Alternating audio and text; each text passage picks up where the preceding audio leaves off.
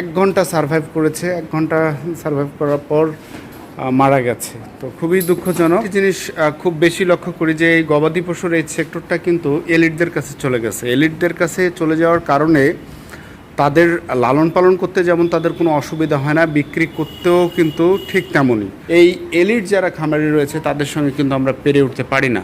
এই মাফিয়ারা কিন্তু আপনার এই সেক্টরটাকে ধ্বংস করে দিচ্ছে। তারা প্রফিটেবল হচ্ছে, কিন্তু আমরা যারা ছোট ছোট খামারে রয়েছে তাদের কিন্তু অসুবিধা। এইরকম প্রচুর পরিমাণে লাম্পি, খুরাই, এফিমেরাল ফিভারে গরু প্রচুর মারা যাচ্ছে, প্রচুর স্বপ্নভঙ্গ হচ্ছে।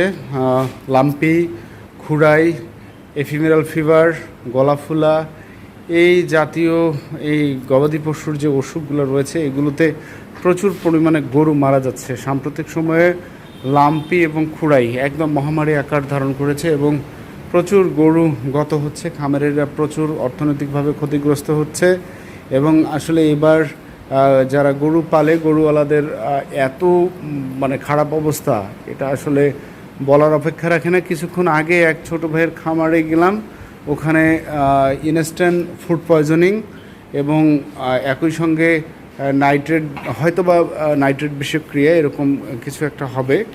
তো গরুটি 1 ঘন্টা সার্ভাইভ করেছে। 1 ঘন্টা সার্ভাইভ করার পর মারা গেছে। তো বর্তমান সময়ে আমরা আরেকটি জিনিস খুব বেশি লক্ষ্য করি যে এই গবাদি পশুর এই সেক্টরটা কিন্তু এলিটদের কাছে চলে গেছে। এলিটদের কাছে চলে যাওয়ার কারণে তাদের লালন পালন করতে যেমন তাদের কোনো অসুবিধা হয় না, বিক্রি করতেও কিন্তু ঠিক তেমনই। আমরা যারা প্রান্তিক খামারে রয়েছি, যারা ছোট ছোট খামারে রয়েছি, তারা কিন্তু আসলে এই এলিট যারা খামারে রয়েছে তাদের সঙ্গে কিন্তু আমরা পেরে উঠতে পারি না। তারা কিন্তু ঠিকই যে আমরা এই যে ইলেকট্রিক মিডিয়া, প্রিন্ট মিডিয়ার মাধ্যমে কিন্তু আমরা দেখতে পাই যে তারা কিন্তু একটা গরু লক্ষ লক্ষ টাকা বিক্রি করতেছে এবং সেই লেভেলের কাস্টমারও তারা অ্যারেঞ্জ করতে পারে বা বিক্রি হচ্ছে। যে একটা গরু মাংসের দামে তারা বিক্রি করছে না, শুধু দর্শন দিয়ে যে এই গরুটা এরকম এরকম এরকম, এই গরুটার দাম এত। হ্যাঁ, আবার মিডিয়ার যেহেতু কাভারেজ থাকে, অনেকে মিডিয়ার দেখানোর জন্য হলো এইসব বড় বড় তথাকথিত এইসব বড় বড় খামারিদের কাছে, আমি এই লোকদেরকে ঠিক খামারি বলবো না, এরা এরা এরা এরা আমাদের এই সেক্টরের মাফিয়া বলবো। এই মাফিয়ারা কিন্তু আপনার এই সেক্টরটাকে ধ্বংস করে দিচ্ছে। তারা প্রফিটেবল হচ্ছে, কিন্তু আমরা যারা ছোট ছোট খামারে রয়েছে তাদের কিন্তু অসুবিধা। এইরকম প্রচুর পরিমাণে লাম্পি, খুরাই, এফিমেরাল ফিভারে গরু প্রচুর মারা যাচ্ছে। তাতে আমরা যেমন বিক্রি করার ক্ষেত্রে দাম পাচ্ছি না, সেক্ষেত্রে দেখা যাচ্ছে যে আমাদের গরু মারা গেলে কিন্তু যেটা মারা যাচ্ছে সেটা সম্পূর্ণই আমাদের অর্থনৈতিক একটা বড় রকমের ধাক্কা।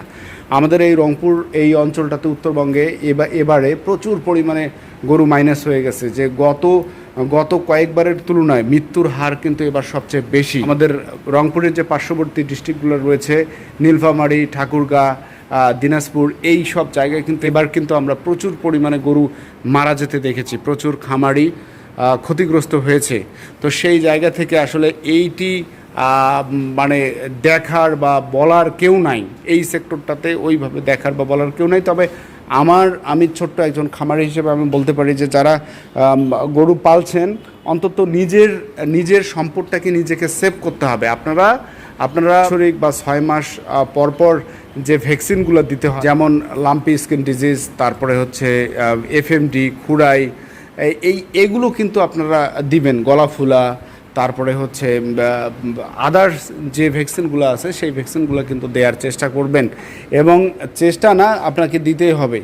আর একটা কথা মনে রাখবেন, যখন আপনি ভ্যাকসিনগুলো দিবেন তখন কিন্তু আলটিমেটলি একটা প্রতিরোধ ব্যবস্থা কিন্তু আপনি তৈরি করে দিচ্ছেন। সেক্ষেত্রে যদি আক্রান্ত হয়ও তাহলে কিন্তু খুব বেশিভাবে আক্রান্ত করতে পারবে না। একদম প্রচুর পরিমাণে যেমন মারা যাচ্ছে, সেই মারা যাওয়া থেকে আপনি হয়তো বা পরিত্রাণ পাবেন। সেই জায়গা থেকে আমি বলতে চাই যে আপনারা এইটা নিশ্চিত করুন, অন্তত 1টা বা 2টা গরু পাললেও আপনারা ভ্যাকসিনগুলো দিন। এই যে বিভিন্ন গবাদি পশুর যে বিভিন্ন অসুখ রয়েছে, এই অসুখের ভ্যাকসিনগুলো কিন্তু দেন। সম্পদ আপনার যদি চলে যায় আপনারই যাবে, আর কারো কিন্তু কোনো কিছু হবে না। সেক্ষেত্রে আপনার জিনিসটাকে আপনাকেই সেভ করতে হবে। আসসালামু আলাইকুম।